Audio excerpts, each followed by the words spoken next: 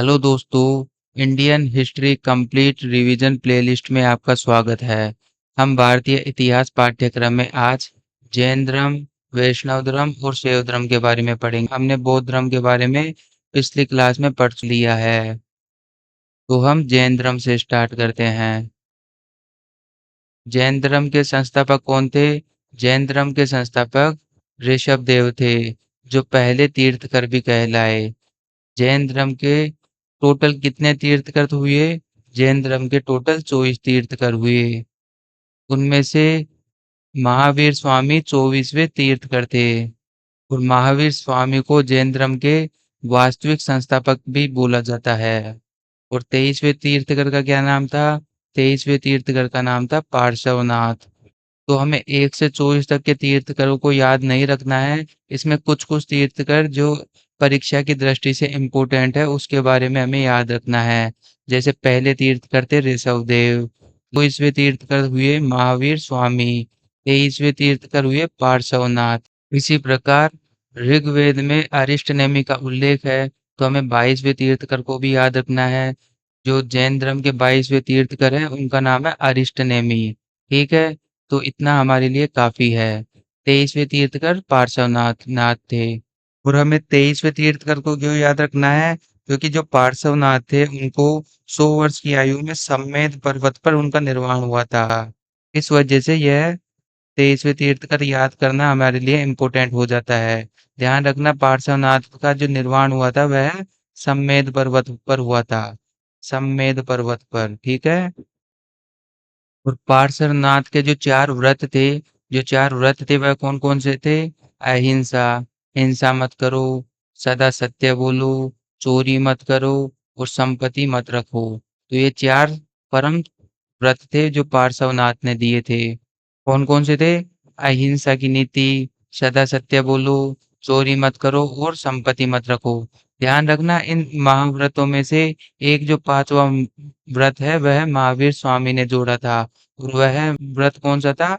ब्रह्मचर्य का पालन करो।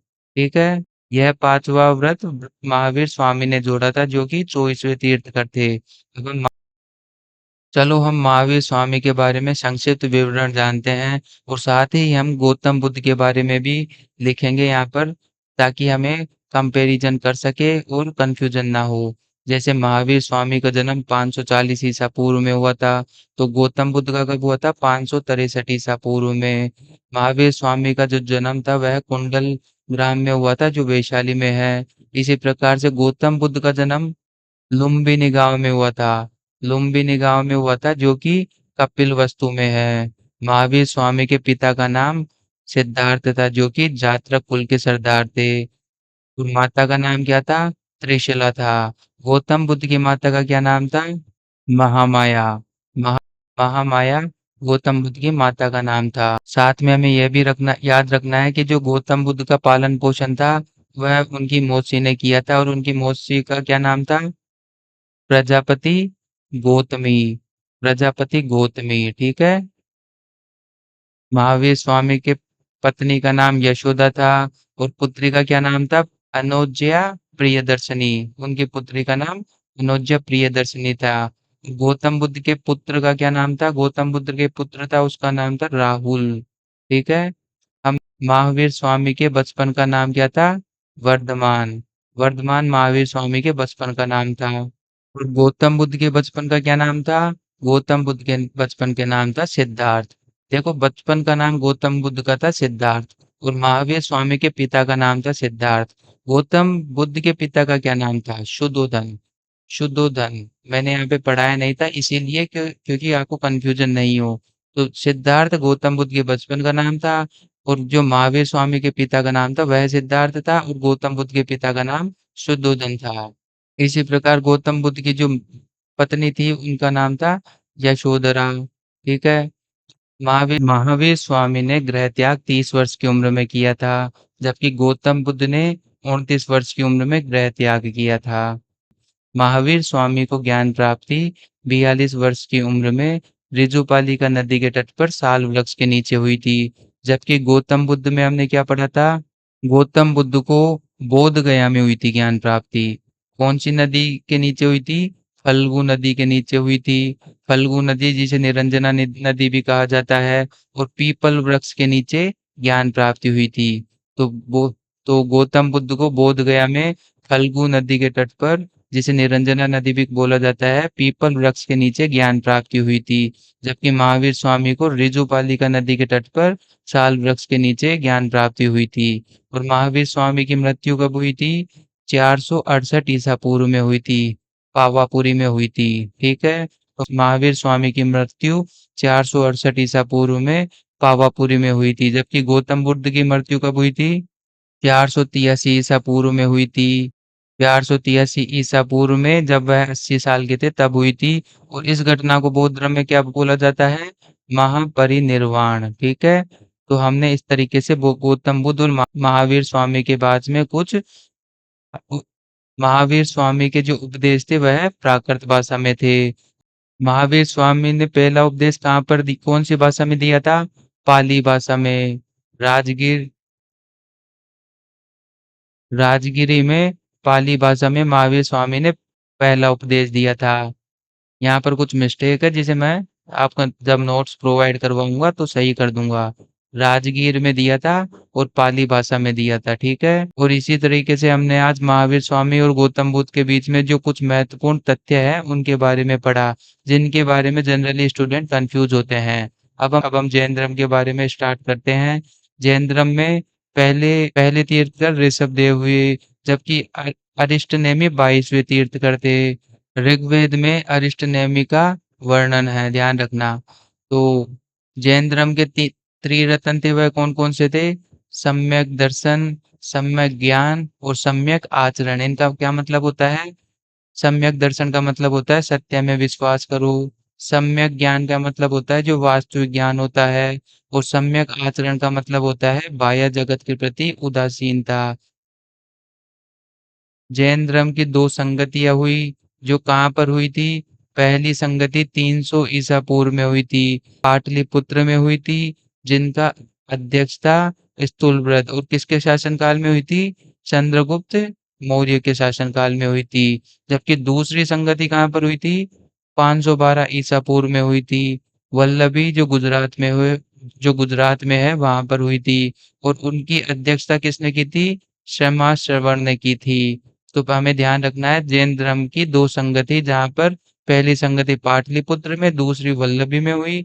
पहली संगति की अध्यक्षता स्थूलव्रत ने की और दूसरे की श्रवण ने की। और पहली संगति के जो शासनकाल था वह है चंद्रगुप्त मौर्य का था। ठीक है, जैन धर्म के जो 5 महाव्रत है, तो 5वां महाव्रत हमने ऊपर पढ़ा, महावीर स्वामी ने जोड़ा था ब्रह्मचर्य का। और 4 महाव्रत कौन कौन से थे? सदा सत्य बोलो, चोरी मत करो, अहिंसा की नीति, और संपत्ति मत रखो। ठीक है, जैन धर्म के विभाजन के बारे में हम नीचे पढ़ेंगे। पहली संगति जो कि 300 ईसा पूर्व में कहाँ पर हुई थी? पाटलिपुत्र में हुई थी। और उसके बाद जैन धर्म श्वेतांबर और दिगंबर में दो संप्रदायों में बट गया था। श्वेतांबर तो स्थूल व्रत के अनुयायी थे और दिगंबर वृद्धबाहु के अनुयायी थे। श्वेतांबर सफेद वस्त्र पहनते थे और जैन धर्म का प्रचार करते थे, जबकि दिगंबर वस्त्रहीन रहते थे।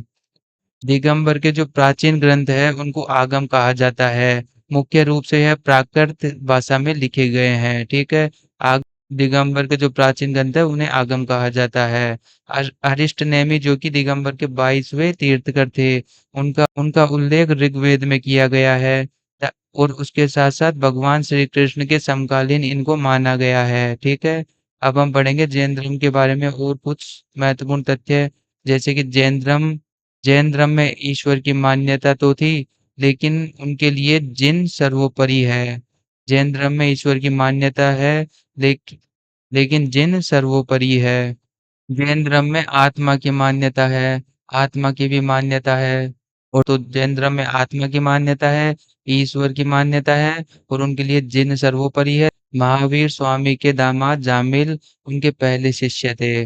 महावीर स्वामी के पहले शिष्य कौन थे? जामिल, जो कि उनके दामाद थे, प्रियदर्शी के पति। ठीक है, जैन धर्म की पालना करने वाले कुछ प्रमुख शासक, जिनका नाम हम इस तरीके से पढ़ेंगे।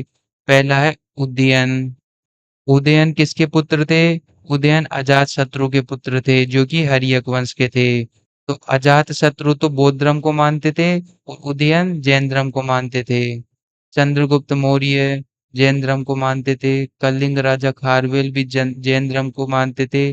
कलिंग राजा खारवेल चेदी वंश के शासक थे। अमोघवर्ष जो कि राष्ट्रकूट वंश के शासक थे, वह भी जैन धर्म मानते थे। राष्ट्रकूट वंश के शासक भी जैन धर्म को मानते थे और चंदेल शासक थे, बुंदेलखंड के शासक, वह भी जैन धर्म को मानते थे। जैन धर्म के जो आध्यात्मिक विचार है वह सांख्य दर्शन से प्रेरित है। जैन धर्म के जो आध्यात्मिक विचार किससे प्रेरित है? सांख्य दर्शन से प्रेरित है। जैन धर्म दो संप्रदायों में बटा। जैन पहली संगति के बाद, पहली संगति कहाँ हुई थी? पाटलिपुत्र में हुई थी, चंद्रगुप्त मौर्य के शासनकाल में। और उसकी अध्यक्षता किसने की थी? स्थूल भट्ट ने की थी उसकी अध्यक्षता। तो उसके दो संप्रदाय कौन कौन से थे? पहले थे श्वेतांबर और दूसरे थे दिगंबर। देखो ठीक है, हमने यहाँ पे पढ़ा था जैन धर्म के बारे में। तो जैन धर्म पुनर्जन्म में विश्वास करता है। बौद्ध धर्म पुनर्जन्म में विश्वास नहीं करता है, ध्यान रखना। जैन धर्म पुनर्जन्म और कर्मवाद दोनों में विश्वास करता है। आप जैसा कर्म करोगे वैसा आपको फल मिलेगा। और आप पुनर्जन्म में जैन धर्म विश्वास करता है। लेकिन बौद्ध धर्म और जैन धर्म में यह डिफरेंस है कि बौद्ध धर्म पुनर्जन्म में विश्वास नहीं करता है। ठीक है। फिर हमने उसके बाद में जैन धर्म के आध्यात्मिक विचार, जो कि सांख्य दर्शन से प्रेरित है, उसके बारे में पढ़ा। जैन धर्म की दो प्रकार के संप्रदायों में बट गया, श्वेतांबर और दिगंबर। और ये कब बटा? प्रथम जैन संगति के बाद में। प्रथम जैन संगति जो कि पाटलिपुत्र में हुई, और उसकी अध्यक्षता किसने की थी? स्थूलभद्र ने की थी। चंद्रगुप्त मौर्य के शासनकाल में हुई थी। और ये पहली संगति के बाद ऐसा क्या हुआ था कि ये दो अलग अलग बांटों में बट गया था। देखो उस टाइम पर मगध राज्य जो बिहार में है, वहां पर 12 वर्ष तक भयंकर अकाल पड़ा था। और तब आचार्य भद्रबाहु के मगध छोड़कर दक्षिण में जाने और आचार्य स्थूलभद्र के उत्तर में रहने के कारण जैन संघ दो संप्रदायों में बट गया था, दिगंबर और श्वेतांबर में। तो उस टाइम पर स्थूलभद्र तो मगध साम्राज्य में ही रहे। उन्होंने अकाल में सिचुएशन को हैंडल किया और विपरीत परिस्थिति में तालमेल बैठाकर मगध साम्राज्य में जैन धर्म को संभाला हुआ था। जब भद्रबाहु बाद में कर्नाटक दक्षिणी भारत से वापस मगध में आए, बिहार में आए, तब वहां पर इन दोनों के जो अनुयायी थे, स्थूलभद्र और भद्रबाहु, उनके बीच में काफी सारे कॉन्फ्लिक्ट हो गए थे और जैन धर्म दो पार्ट में बट गया था, जिसे श्वेतांबर और दिगंबर कहते हैं। श्वेतांबर जो श्वेत श्वेत वस्त्र धारण करने वाले अनुयायी, और दिगंबर वो थे जो नग्न रहकर जैन धर्म के प्रचार करते हैं। भद्रबाहु के जो अनुयायी है, ये काफी कठोर अनुशासन और नियमों का पालन करते हैं। और ये वस्त्र क्यों नहीं पहनते हैं? इन्होंने आकाश को ही अपना वस्त्र मान लिया है। तो इस तरीके से जो श्वेतांबर है वो मानते हैं कि मोक्ष प्राप्ति के लिए वस्त्र का त्याग करना अनिवार्य नहीं है, जबकि दिगंबर का मानना है कि पूर्ण मुक्ति और सर्वोच्च तप के लिए नग्नता जरूरी है। तो जो दिगंबर है उनमें महिलाओं के लिए उसी शरीर में सीधा मोक्ष संभव नहीं माना जाता है। मोक्ष के लिए उन्हें अगले जन्म में पुरुष के रूप में होना आवश्यक है। और जबकि श्वेतांबर में महिलाएं इसी जन्म में मोक्ष प्राप्त कर सकती है। तो जो जैन धर्म में 19वीं तीर्थकर थी, उनका नाम क्या था? मल्लिकानाथ। मल्लिकानाथ, जो कि महिला थी एक, और वह 19वां तीर्थकर रही। ठीक है। अब हम पढ़ेंगे जैन धर्म के पंच महाव्रत, जो हमने ऊपर पढ़ा था एक बार। पार्श्वनाथ ने दिए 4 और 5वां किसने दिया? महावीर स्वामी ने। पहला है अहिंसा, नॉन वायलेंस। दूसरा सदा सत्य बोलो। तीसरा चोरी मत करो, अस्तेय। चौथा अपरिग्रह, किसी भी वस्तु से लगाव मत रखो, ज्यादा संपत्ति मत रखो। और पांचवा क्या है? ब्रह्मचर्य, वासनाओं का त्याग। जैन धर्म से संबंधित कुछ पर्वत के बारे में जानेंगे। कैलाश पर्वत, यहाँ पर ऋषभदेव ने अपना शरीर त्यागा था। पहले तीर्थकर थे जिन्होंने अपना शरीर त्यागा था कैलाश पर्वत पर। सम्मेद पर्वत, यहाँ पर पार्श्वनाथ जो कि जैन धर्म के 12वें तीर्थकर थे, उन्होंने अपना शरीर त्यागा था। समेत पर्वत और कैलाश पर्वत पर पार्श्वनाथ और ऋषभदेव ने अपना शरीर त्यागा था। वितुलांचल पर्वत, यहाँ पर महावीर स्वामी ने पहला उपदेश दिया था जो कि राजगिरी में है। और पहला उपदेश कौन सी भाषा में दिया था? पाली भाषा में दिया था। माउंट आबू, यहाँ पर दिलवाड़ा का जैन मंदिर है। और शत्रुंजय की पहाड़ियां, यहाँ पर अनेक जैन मंदिर है। ठीक है। जैन धर्म में एक विधि होती है सल्लेखना विधि। यह क्या होती है? जैनियों द्वारा शरीर को भूखा रखकर प्राण त्यागने की जो घटना होती है वह सल्लेखना विधि से होती है। यहाँ पर उपवास करके जब कोई अपना प्राण त्यागता है तो वह सल्लेखना विधि है। तो इस तरीके से आज हमने जैन धर्म के बारे में पढ़ा। अब हम उसके बाद आते हैं वैष्णव धर्म के बारे में। वैष्णव धर्म की प्रारंभिक जानकारी उपनिषदों में मिलती है। वैष्णव धर्म का विकास कहाँ से हुआ? भगवत धर्म से हुआ। और इसके प्रवर्तक कौन थे? स्वयं श्री कृष्ण थे, जो छांदोग्य उपनिषद में जिनका उल्लेख है। तो छांदोग्य उपनिषद में श्री कृष्ण का उल्लेख है, जो कि वैष्णव धर्म के प्रवर्तक थे। विष्णु के 10 अवतार, विष्णु का जो विष्णु के 10 अवतार का उल्लेख कहाँ पर है? मत्स्य पुराण में है।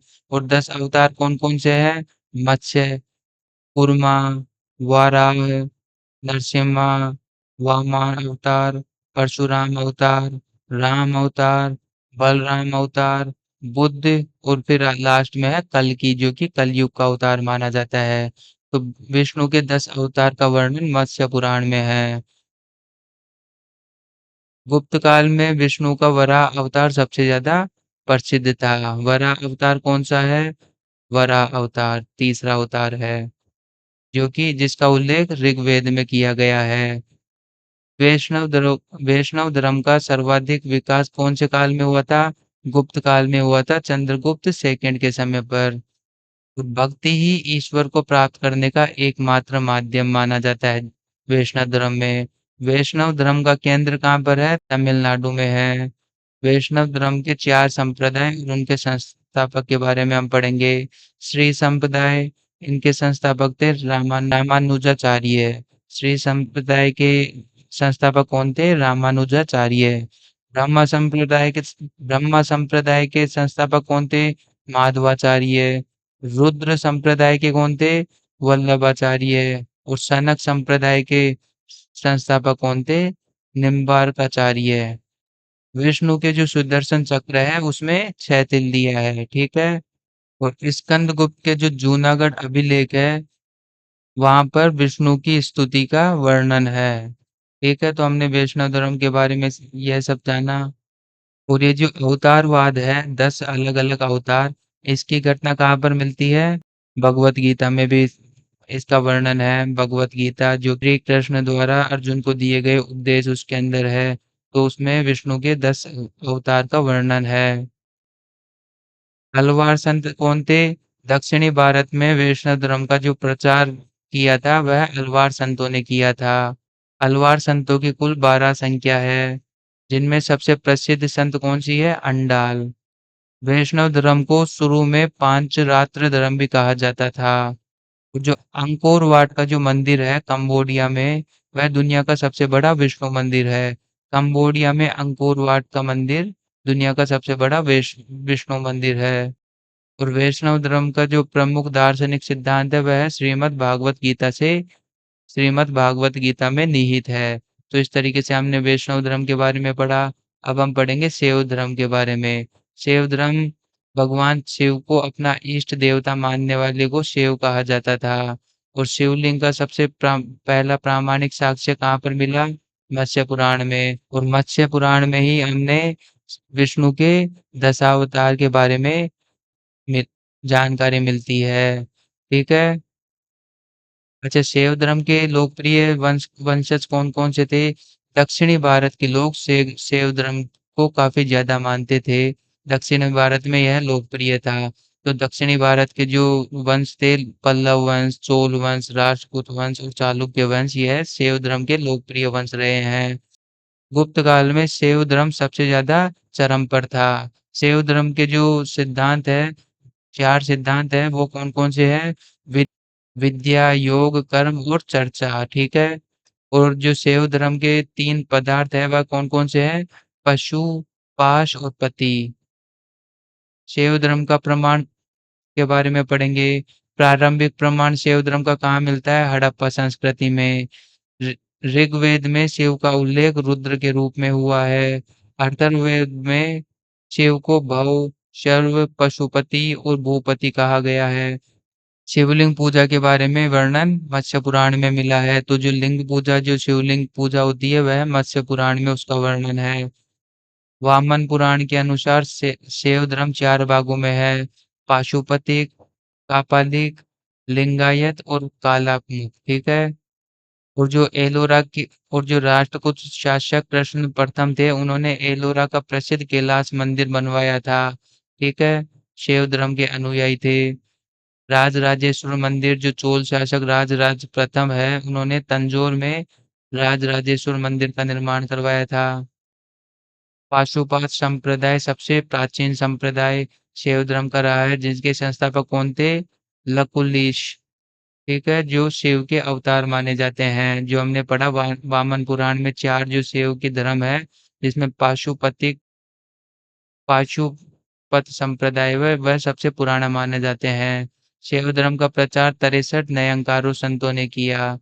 63 नयंकार संतों ने किया। तो इस तरीके से हमने आज जैन धर्म, वैष्णव धर्म और शैव धर्म के बारे में पढ़ा है। इसी तरीके से एसएससी, बैंक और रेगुलेटरी बॉडी से जुड़ा हुआ कंटेंट यहाँ पे आपको अपडेटेड वर्जन में मिलेगा और ईजीएस्ट फॉर्म में आपको मिलेगा। आप मेरे से जुड़े रहिए, मैं आपको आपके फर्स्ट अटेम्प्ट में एग्जाम को क्वालिफाई करवाऊंगा। ठीक है। उसके लिए आपको मेरे से जुड़ना पड़ेगा, क्योंकि मैं यहाँ पर एग्जाम ओरिएंटेड ही बात करूंगा। जो क्वेश्चन एग्जाम में आएगा सिर्फ मैं वही वही पढ़ाऊंगा। मेरी कोशिश है कि मैं आपको आधे घंटे का सब्जेक्ट 15 मिनट से 20 मिनट में कंप्लीट करके दूं, और उसे को आपको अगर 1.5 की स्पीड पर रिवीजन करना हो तो आपको आसानी रहे। आपका टाइम वेस्ट करना मेरा उद्देश्य नहीं है, आपको पढ़ाना और आपका टाइम का सदुपयोग करना मेरा उद्देश्य है। 1 घंटे को टॉपिक को हम 30 मिनट में कवर करेंगे, और वो भी एफिशिएंसी के साथ सारे टॉपिकों को कवर करते हुए। ठीक है? Thank you so much.